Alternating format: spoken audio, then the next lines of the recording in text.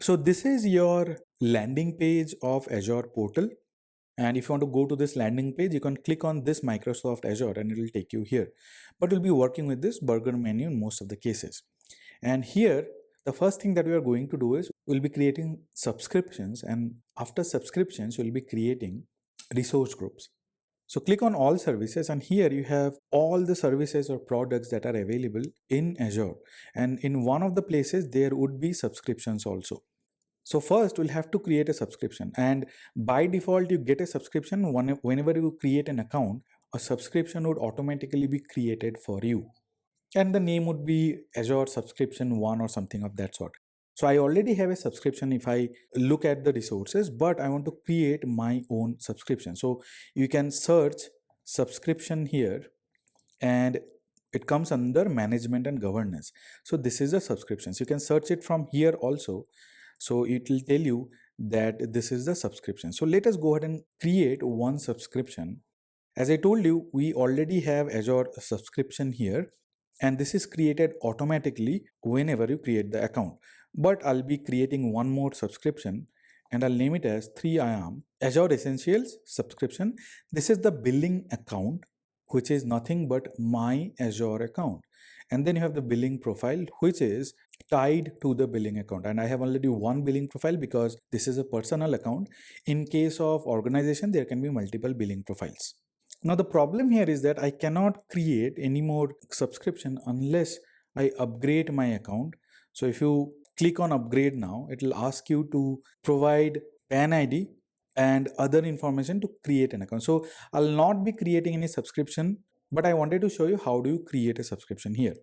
So this is done. Anyway, I mean, I have not created anything, but I'll be definitely creating a resource group, and you can search resource group here, and this is the resource group. You can click on this.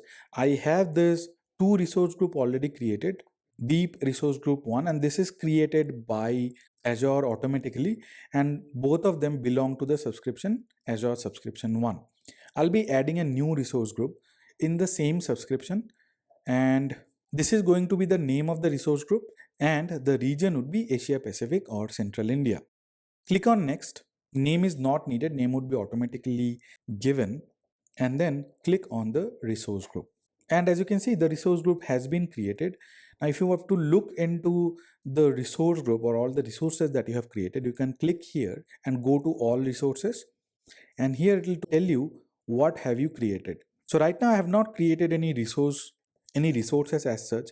So let me go ahead and delete all these so that I can see only the resources that I create for this course. And to delete, just click on delete here and type delete. That's it. And all the resources should be deleted. So all the resources have been deleted. I had to delete some of the resources one by one. So you can select the resource and click on this delete button. That should be enough. So we have created subscriptions by creating the account itself. But if you have to create additional subscription, I'll have to pay some amount. That's why I did not do it. I'll be using the default subscription which is given to us by Azure. And then we created resource group also, but we have not created any resources as such. Now, one more thing that I wanted to show you is the tenant ID. Because the moment we create an Azure account, by default a tenant ID is created, because tenant ID is essential for groups management, security management, etc. Now to look at the tenant ID, you can click here and then click on the Microsoft Entra ID. So if you select Microsoft Entra ID, it will tell you the name in which directory it has been created. Entra ID is nothing but Azure Active Directory. This is the default directory that has been used, and this is the tenant ID, and this is the domain that was created for this tenant.